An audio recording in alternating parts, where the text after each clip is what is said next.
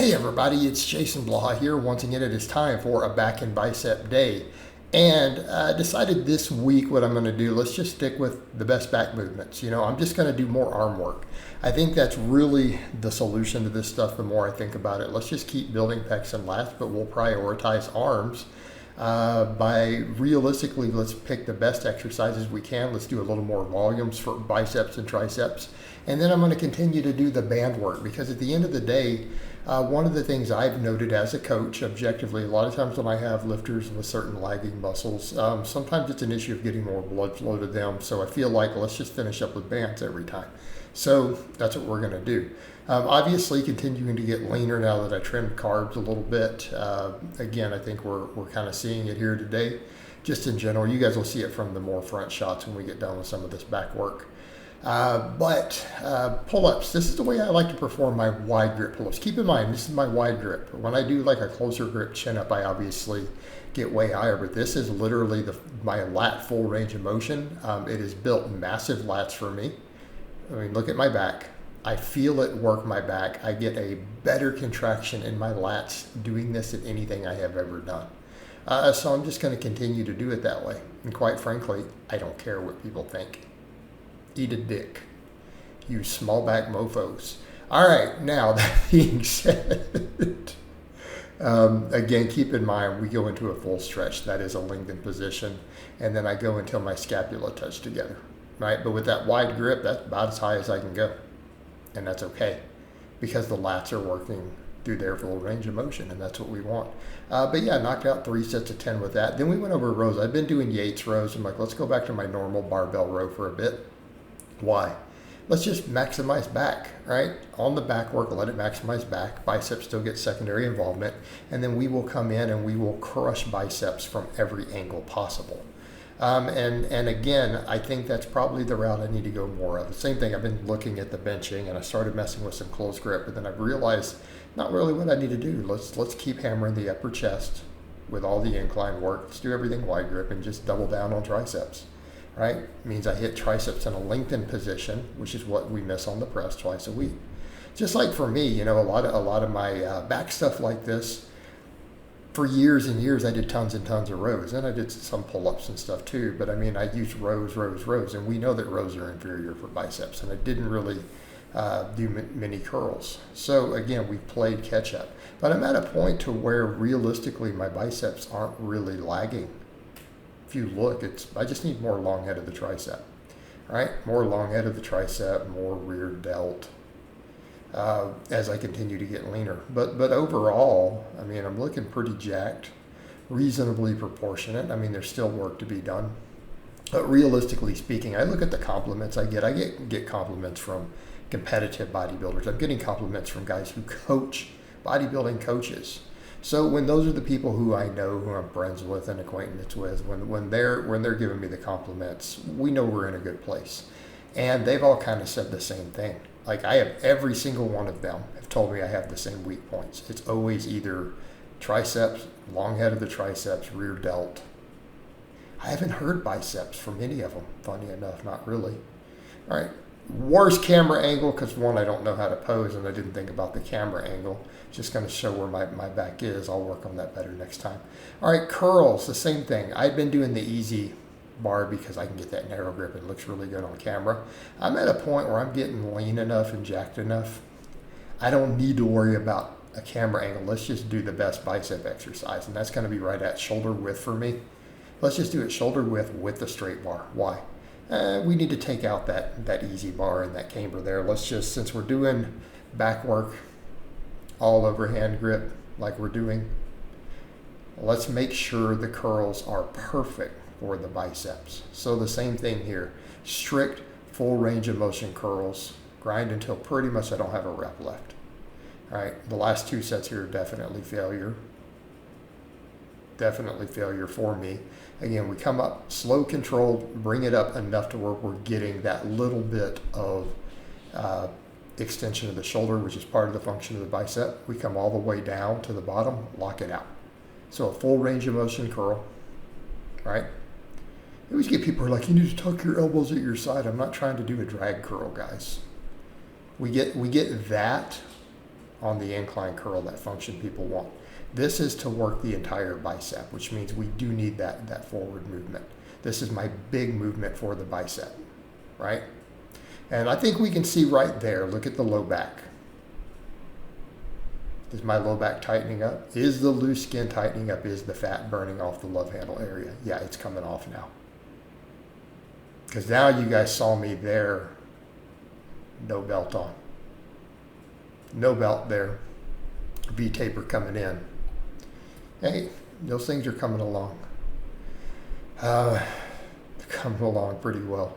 But yeah, again, keeping these curls strict, keep them full range of motion, take them to failure. There are people who don't understand why that's failure, because I got to the bottom and I tried to do a rep and it stuck. It just stuck. But I don't swing and cheat. That's the difference. I think people, they assume that muscle failure means, oh, if you don't cheat, try to do a cheat rep, it's not failure. No, if it just sticks at the bottom and you're doing the same tempo, and I know when it's about to stick, I'll slow the last rep down a little on the eccentric, make sure I'm too fatigued to do to the next rep. Now, the thing I'm going to notice here, because I do those first, those really fatigue my biceps a lot. I lost a hair of performance on these. I had recently added these, bumped up to this weight, got 10s, then built it up to 12s, right? With the heaviest weight I've done on incline curls, which is what I have on those dumbbells still, all right? But then today I could only get 10s. I failed on rep 10 on all 3 sets. And I think it's a combination of a little bit of the lower carbs, all the training volume, and then of course, those straight bar curls hit my biceps hard. And I noticed that, right? The easy bar curls with that close grip hit the brachialis a little more, for me personally. But I was doing them because they look good on camera. But it's like, now let's maximize development. Don't worry about that. Let's worry about just building everything, right? Incline curls, though, again, this is another completely different angle. You pair this with the preacher curl, which we'll do coming up, and the biceps are being hit extremely effectively. So again, this is the approach I'm going to take to these weak links. Let's not worry so much about, are my big compounds hitting a maximum? No, my big compounds need to be building as much muscle as possible. All this refinement stuff is how we'll do it. We'll just come in and work those things from every angle. Okay? It's like my delts get worked from all 3 angles. All right, biceps, we're going to hit every angle possible. Now, we could argue they really only have about 2, but I'm doing 3 vastly different exercises in terms of the strength curve. Making sure we're getting a lot of stretch stuff, though. Now, we get really good contraction on all of it because of the way I perform it. There's a reason I do those barbell curls the way I do. But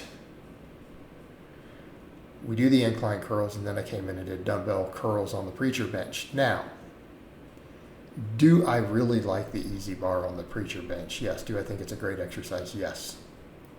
But what about someone like me who's previously torn that left bicep, have a chunk of muscle missing there, doctor took a chunk out over 20 years ago. I want to make sure it's balanced, so I want to use this exercise at the end to make sure that left side, that left bicep stays caught up.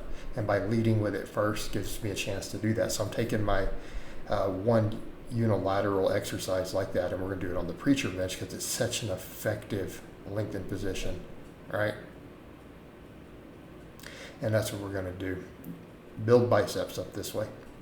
So I also am going to finish up with some band curls, right? We're going to finish with the band curls.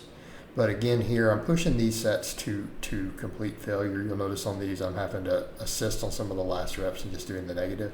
So I'm hitting failure, using the other hand to lift it a bit.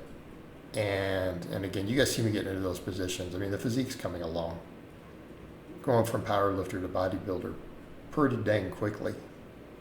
Keeping in mind, I'm not trying to look like the current modern bodybuilders. My goal is that golden era type physique. Like I've said before, guys like Reg Park, Bill Pearl, and even Frank Zane. Those are my inspirations right there, right? I look at those guys, and some combination of that would be my ideal. Now, I still got a ways to go, but compared to how I used to look, we're closing in pretty dang effectively.